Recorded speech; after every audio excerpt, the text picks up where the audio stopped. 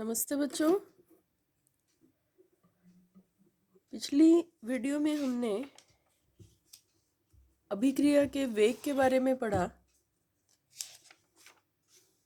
कि किसी भी अभिक्रिया के वेग को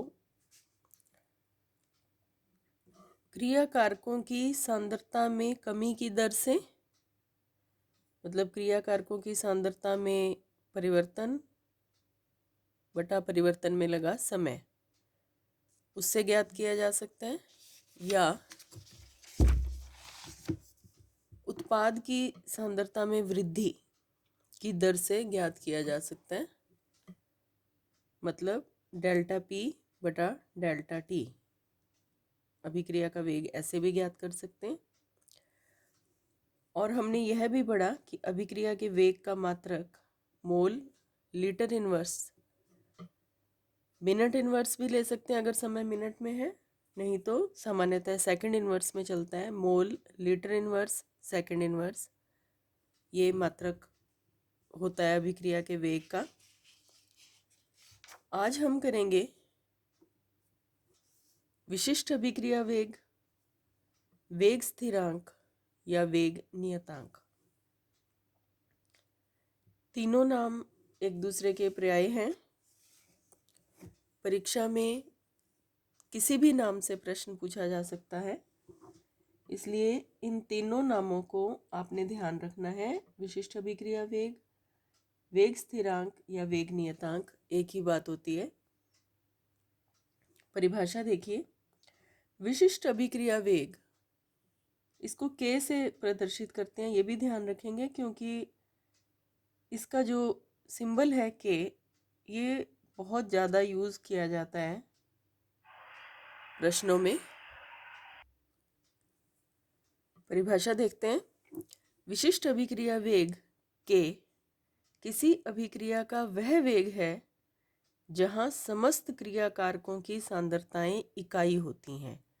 जितने भी क्रिया कारक भाग ले रहे हैं उस अभिक्रिया में, यदि सभी की सांद्रताएं इकाई मतलब यूनिट हो जाएं, 1 मोल प्रति लीटर हो जाए, तो उस अभिक्रिया का वेग विशिष्ट अभिक्रिया वेग या वेग स्थिरांक या वेग नियतांक कहलाता है, जिसको हम K से प्रदर्शित करते हैं।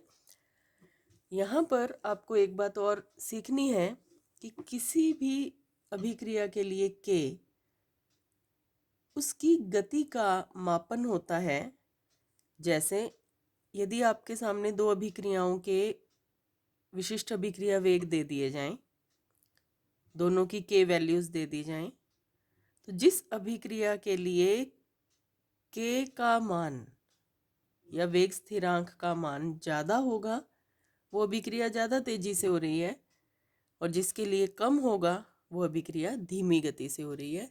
तुलनात्मक रूप से दोनों अभिक्रियाओं की अगर हम तुलना करें तो जिस अभिक्रिया का K ज़्यादा है वो ज़्यादा तेजी से हो रही है, जिसका K कम है वो कम तेजी से हो रही है या धीमी गति से हो रही है।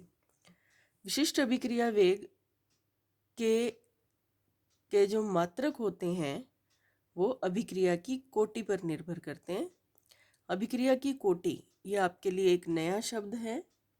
हम नेक्स्ट लेक्चर में इस पर डिटेल में जानकारी लेंगे। तो अभी के लिए आप सिर्फ इतना याद रखें कि विशिष्ट अभिक्रिया वेग का जो मात्रक होता है वो उसकी कोटि पर निर्भर करता है। याद करें, अभिक्रिया वेग का जो मात्रक हमने किया था वो ये था मात्रक, मोल बटा लीटर सेकंड इनवर्स, या हमने इसको ऐसे भी लिखा था, मोल लीटर इनवर्स। अब देखिए मोल ऊपर है तो उसकी पावर +1 हो गई, कुछ भी नहीं लगा मतलब +1 हो गई। लीटर नीचे है तो उसकी पावर -1 हो गई, सेकंड इनवर्स। ठीक है, तो ये किया था अभिक्रिया वेग का मात्रक। अब हम पढ़ रहे हैं विशिष्ट अभिक्रिया वेग का मात्रक या वेग स्थिरांक का मात्रक। और इसके लिए वेग स्थिरांक के मात्रक के निर्धारण के लिए एक व्यापक संबंध, या जो हम इसके लिए कॉमन फॉर्मूला कह सकते हैं, वो ये है के एन।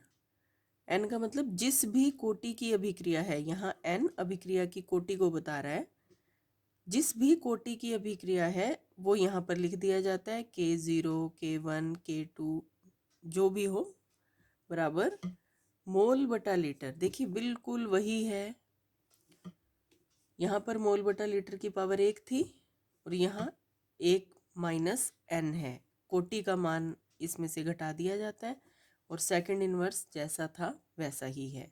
तो इन दोनों की तुलना करके चले तो आपको याद रहेगा, वेग, अभिक्रिया वेग का जो मात्रक था वो फिक्स था, हर अभिक्रिया के लिए एक जैसा, मोल बटा लीटर की पावर 1 सेकंड इनवर्स या सेकंड की पावर -1।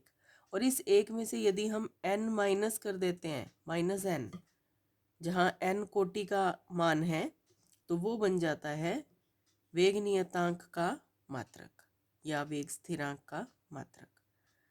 तो ये एक कॉमन फॉर्मूला हुआ जिसे हम इसका व्यापक संबंध कहते हैं। और इसको अगर हम शॉर्ट में लिखना चाहें, mole upon litre 1 minus n गुणा सेकंड इनवर्स, इसको इस प्रकार भी लिखा जा सकता है। तो ये वेग नियतांक के मात्रक की बात हुई। यहाँ पर एक प्रश्न आपके सामने ला रही हूँ मैं, जो बोर्ड परीक्षा में पूछा गया था। यह प्रश्न वेग नियतांक और अभिक्रिया वेग में अंतर के बारे में था। देखिए बोर्ड परीक्षा 2020 में यह प्रश्न पूछा गया था।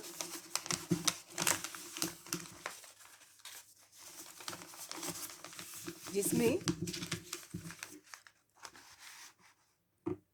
अभिक्रिया वेग तथा विशिष्ट अभिक्रिया वेग में विभेद कीजिए। 2020 में प्रश्न पूछा गया।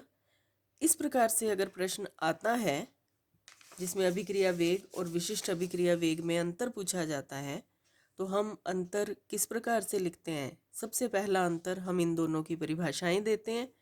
हम पिछले लेक्चर में अभिक्रिया वेग की परिभाषा कर चुके हैं, जो कॉमन डेफिनेशन हमने की थी वही हमें यहाँ पर लिखनी होती है। सबसे पहले चैप्टर की शुरुआत हमने उस डेफिनेशन से ही की थी। किसी अभिक्रिया में अभिकारक या उत्पाद की सांद्रता में प्रति इकाई समय में होने वाले परिवर्तन को अभिक्रिया का वेग कहते हैं, इसकी डेफिनेशन हो गई। और उसके बाद हमें विशिष्ट अभिक्रिया वेग की डेफिनेशन देनी होती है कि किसी अभिक्रिया का वह वेग है जब समस्त क्रियाकारकों की सांद्रताएं इकाई हो जाती हैं। दूसरे अंतर में हम यह बताते हैं कि अभिक्रिया वेग की इकाई मोल प्रति लीटर प्रति सेकंड, या मोल, आप इसको वैसे भी लिख सकते हैं जो अभी मैंने आपको लिखवाई, मोल बटा लीटर की पावर 1 सेकंड -1 होती है, जो सभी अभिक्रियाओं के लिए समान होती है। ये बात आपको बतानी है। जबकि विशिष्ट अभिक्रिया वेग का मात्रक कोटि पर निर्भर करता है और उसका जो व्यापक संबंध है वो ये है, Kn बराबर मोल बटा लीटर 1 माइनस n गुणा सेकंड इनवर्स। तो आप इन दोनों की तुलना करके बताएंगे कि उसका फॉर्मूला क्या था और इसका फॉर्मूला क्या है। वो सभी अभिक्रियाओं के लिए सेम रहता है, जबकि यह कोटि पर निर्भर करता है।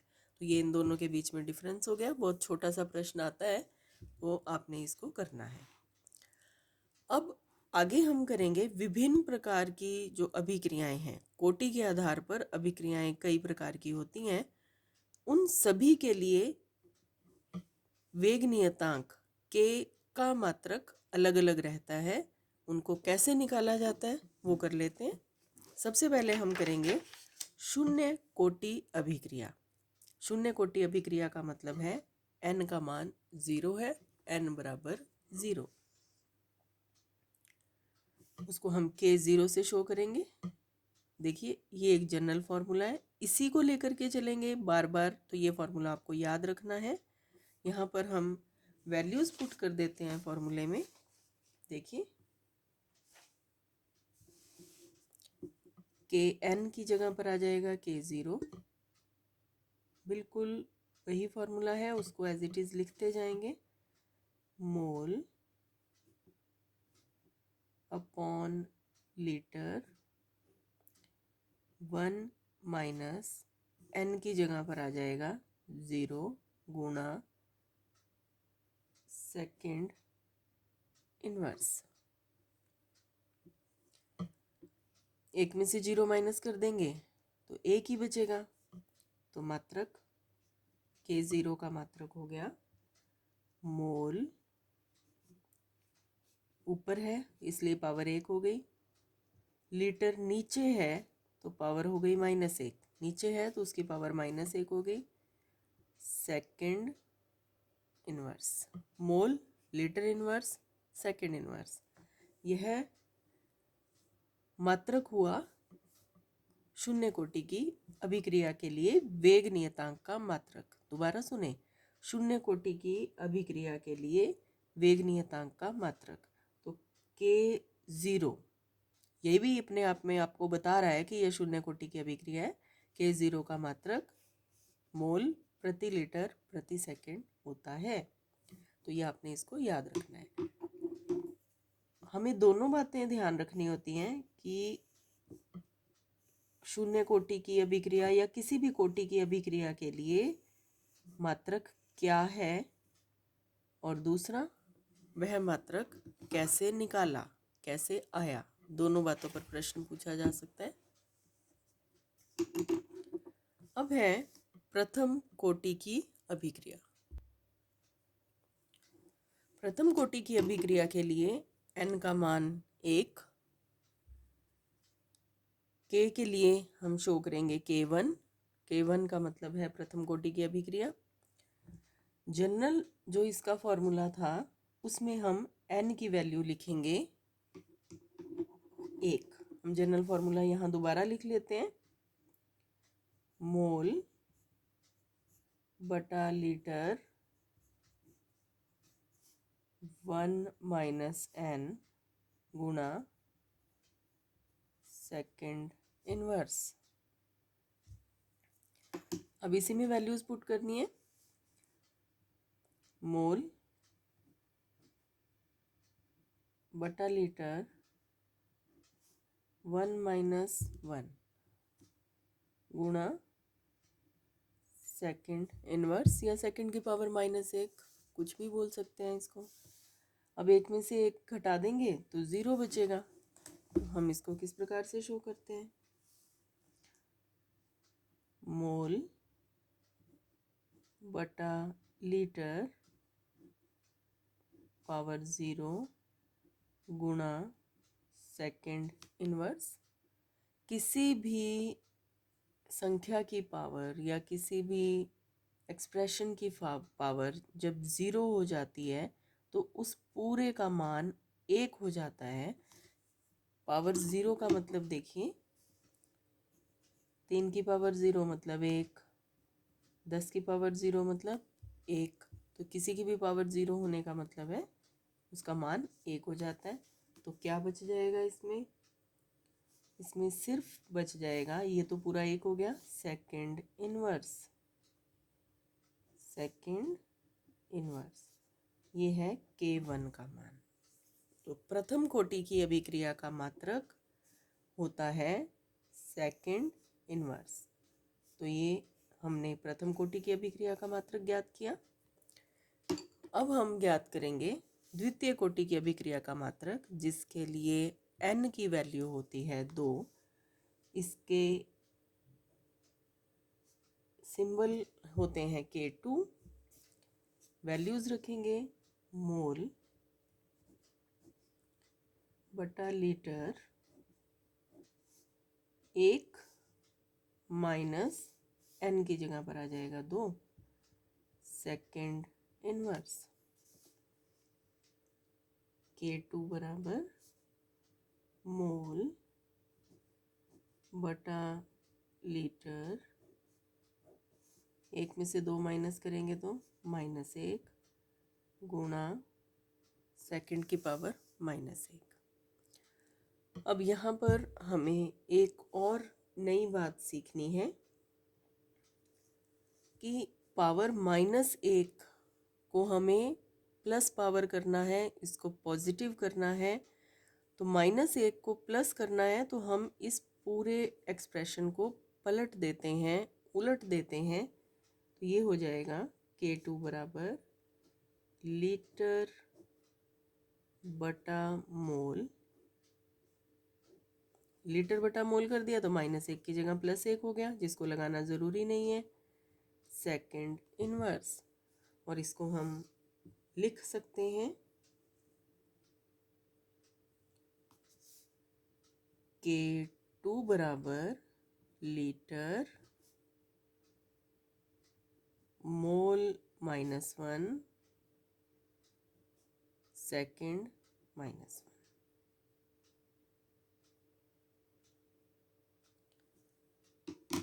ये K2 का मात्रक हुआ, द्वितीय कोटि अभिक्रिया के लिए वेग नियतांक का मात्रक।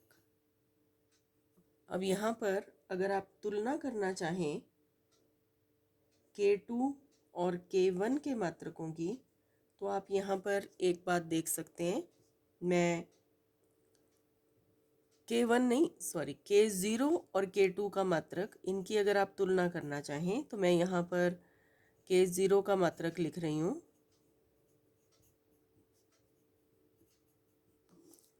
सेकंड -1 तो नहीं चेंज होता, वो तो किसी में भी नहीं चेंज होता, ऐसा ही रहता है। ये है, यहाँ पर मोल +1 था, इधर -1 हो गया, यहाँ लीटर +1 था और इधर -1 है। तो K0 में मोल प्लस लीटर माइनस, जबकि K2 में लीटर प्लस मोल माइनस। आप इसको कोई भी तरीका अपनाइए, इन दोनों की तुलना करें या सीधा याद रखें, आपको ये मात्रक याद रखने हैं। इसके बाद अगर अभिक्रिया की कोटि 1.5 हो, अभिक्रिया की कोटि 1.5 हो, तो इस प्रकार की अभिक्रिया के लिए K का मात्रक क्या होगा? K 1.5 वैल्यूज रखेंगे, ऊपर मोल अपॉन लीटर 1 - 1.5 गुणा सेकेंड इनवर्स।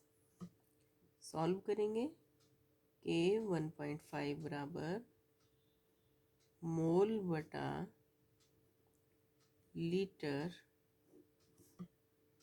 1.5 में से 1 को माइनस करेंगे तो ये आ जाएगा -0.5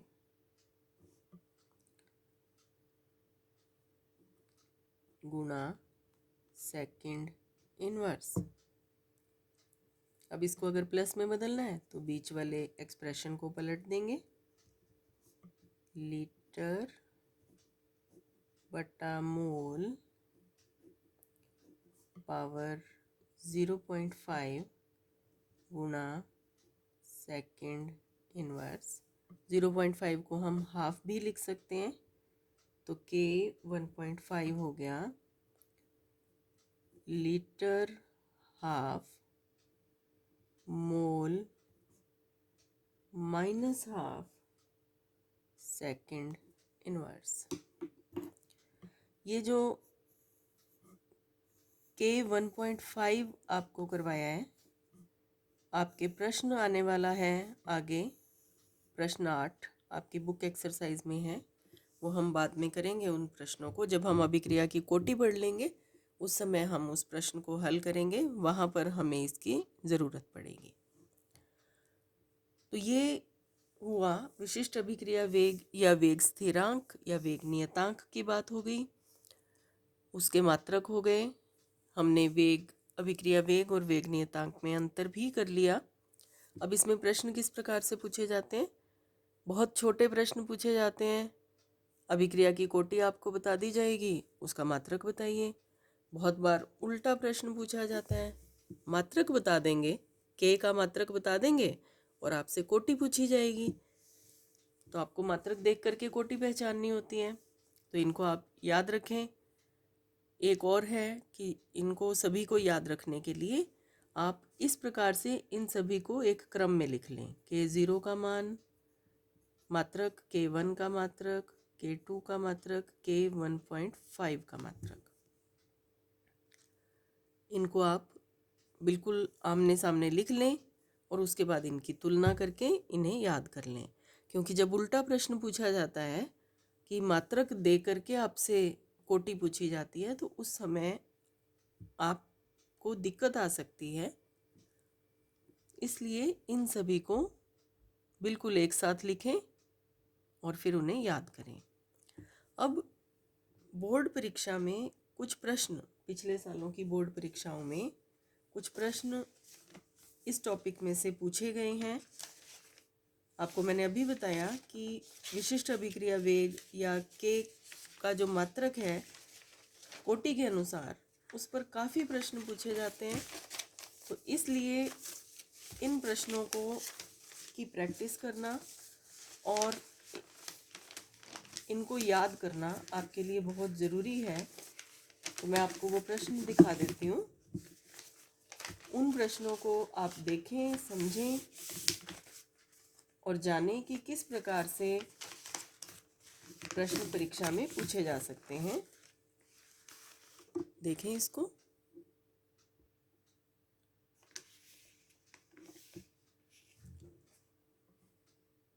दो 2013 में प्रश्न पूछा गया, शून्य व प्रथम कोटि अभिक्रिया के लिए वेग स्थिरांक की इकाई, केवल इकाई पूछी गई है। किस प्रकार से निकालना है वो आपसे नहीं पूछा गया। आप अंकों पर भी देख सकते हैं कि प्रश्न कितने अंक का परीक्षा में पूछा गया है, उसी के अनुसार उत्तर भी देना होता है। तो सीधा इकाई पूछी हुई है। किसी अभिक्रिया के लिए वेग स्थिरांक की इकाई है सेकंड इनवर्स, सेकंड माइनस, तो अभिक्रिया की कोटि क्या होगी? मैंने आपको जैसे अभी बोला था कि यह उल्टा प्रश्न भी पूछा जाता है, तो अभिक्रिया की कोटि 1 होगी, K1 होता है ये। फिर उसके बाद है द्वितीय कोटि अभिक्रिया के लिए वेग नियतांक की इकाई। 2017 में प्रश्न पूछा गया। एक अभिक्रिया का वेग स्थिरांक है 1.72 गुणा 10 की पावर -4 सेकंड इनवर्स। यहाँ पर सिर्फ सेकंड इनवर्स ही आपने ध्यान से देखना है, क्योंकि ये आपको एक हिंट हो जाता है कि अभिक्रिया की कोटि क्या है। तो ये प्रथम कोटि की अभिक्रिया है, सेकंड इनवर्स का मात्रक हमें ये बताता है। ये वैल्यू इस प्रश्न में जिस तरह से प्रश्न पूछा गया वहाँ पर आपके लिए कोई मायने नहीं रखती। तो ये अभिक्रिया, विशिष्ट अभिक्रिया वेग से संबंधित प्रश्न इस प्रकार के आपसे परीक्षा में पूछे जा सकते हैं। तो इनको आपने अच्छी तरह से करना है। नेक्स्ट टॉपिक हम ले रहे हैं अभिक्रिया वेग और वेग स्थिरांक। पिछले जो दोनों टॉपिक हमने पढ़े, अभिक्रिया वेग पढ़ा और वेग स्थिरांक पढ़ा, इनका आपस में क्या रिलेशन होता है वो अब हमें देखना है। द्रव्यानुपाती क्रिया नियम के अनुसार, द्रव्यानुपाती क्रिया का नियम आप 11th क्लास में पढ़ चुके हैं। दोबारा देखते हैं इसकी स्टेटमेंट। द्रव्यानुपाती क्रिया नियम के अनुसार निश्चित ताप पर अभिक्रिया का वेग क्रिया कारकों की सांद्रता के अनुक्रमानुपाती होता है। अभिक्रिया का जो वेग होगा, देखिए वेग की दूसरी परिभाषा आ रही है। ये पीछे हमने जो वेग की परिभाषा की थी वो की थी अभिकारकों या उत्पादों की सांद्रता में परिवर्तन की दर से। ठीक है, यहाँ पर हम कर रहे हैं अभिक्रिया का वेग क्रिया कारकों की सांद्रता के अनुक्रमानुपाती होता है। आपको प्रश्न देख करके पता चल जाता है कि आपको दोनों में से कौन सा एक्सप्रेशन यूज़ करना है, कौन सा तरीका लगाना है। यदि उसमें समय अंतराल दे रखा है 25 मिनट, 20 सेकंड, 2 मिनट, 3 मिनट, ऐसा कोई भी समय दिया होता है तो हमें पीछे वाले फॉर्मूले लगाने होते हैं जो हम पीछे कर चुके हैं। और यदि सिर्फ अभिकारक की सांद्रता की ही बात की जाती है तो हमें यहाँ पर जो हम निकालेंगे फॉर्मूला वो लगाना होता है, और उसमें इन्वॉल्वमेंट होती है के की। देखते हैं, एक अभिकारक है और बी उत्पाद है। अभिक्रिया का वेग नियम के अनुसार अनुक्रमानुपाती होगा अभिकारक की सांद्रता के। अभिकारक की सांद्रता है ए, ब्रैकेट का मतलब सांद्रता, ए की सांद्रता। तो अभिक्रिया का वेग, समानुपाती के चिन्ह को हटा देंगे तो उसकी जगह के लग जाएगा। तो अभिक्रिया का वेग बराबर के ए, जहाँ पर के है वेग स्थिरांक, जो हमने पिछले क्वेश्चन में पढ़ा, वेग स्थिरांक, वेग नियतांक, विशिष्ट अभिक्रिया वेग, कुछ भी, वो है के। याद करें के की परिभाषा हमने क्या की थी? के की डेफिनेशन हमने की थी, विशिष्ट अभिक्रिया वेग किसी अभिक्रिया का वह वेग है जहाँ समस्त क्रियाकारकों की सांद्रताएं इकाई हो जाती हैं।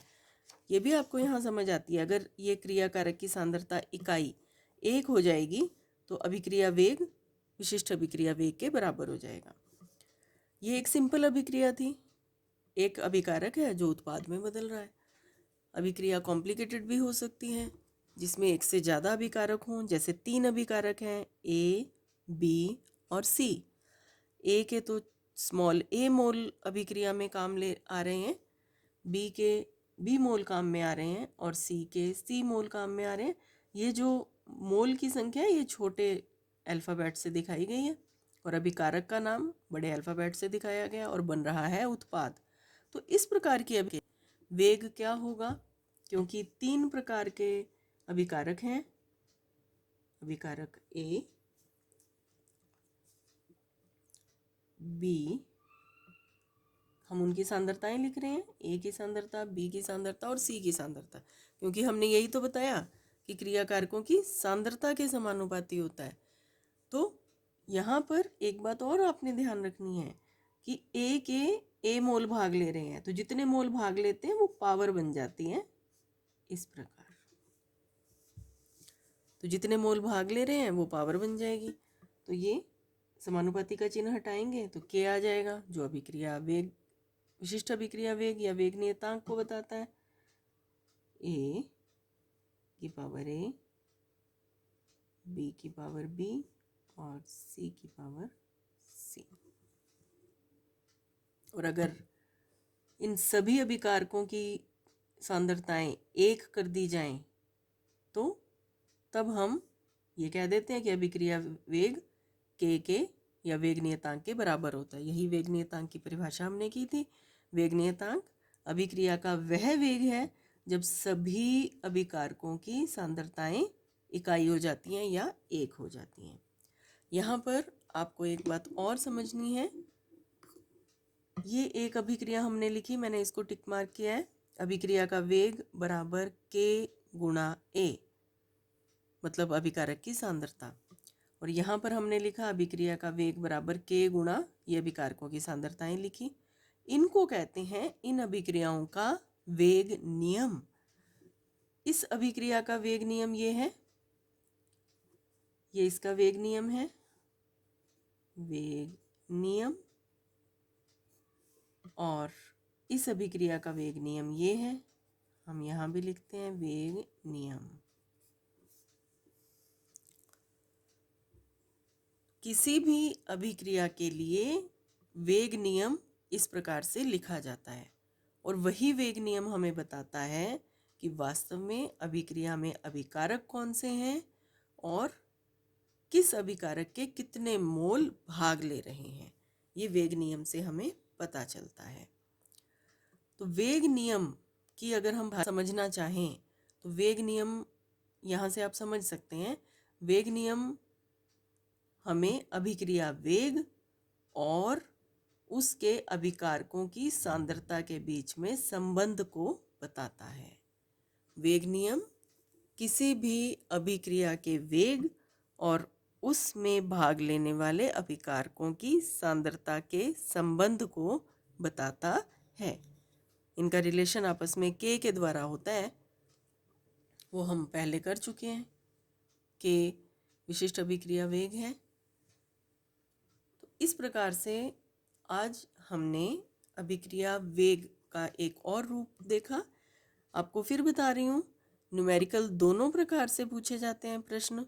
अभिक्रिया वेग में आपको कुछ प्रश्नों में पीछे वाला फॉर्मूला लगाना होता है। पीछे वाला फॉर्मूला मतलब अभिक्रिया वेग बराबर माइनस डेल्टा आर बटा डेल्टा टी। डेल्टा आर क्रिया कारक की सांद्रता में हुआ परिवर्तन और ये परिवर्तन में लगा समय। कभी कभी वेग को हमें इस सूत्र से निकालना होगा, कभी कभी वेग को हमें इस सूत्र से निकालना होगा। ये हमें पता कैसे चलता है? जब आपको क्रिया कारक की दो सांद्रताएं दी हों और साथ में समय दिया हो कि 10 सेकंड में क्रिया कारक की सांद्रता 2 मोल रह गई, 0.3 मोल से 0.2 मोल रह गई, मतलब दो प्रकार की सांद्रताएं दे दी तो हम उसका अंतर कर सकते हैं और समय भी दे दिया, फिर तो ये सूत्र लग जाता है। और जब कभी आपको के की वैल्यू दे रखी हो तब अभिक्रिया का वेग निकालना है और साथ में सांद्रता दे रखी हो तब हम ये वाले सूत्र लगाते हैं। प्रश्न को देख करके हम पता लगा सकते हैं कि हमें कौन सा सूत्र लगाना है। आपको अभिक्रिया कोटि की अच्छे से प्रैक्टिस करनी है, उनको याद करें, पहले उनको समझें कि किस प्रकार से निकालना है और फिर उनको याद करें। Thank you.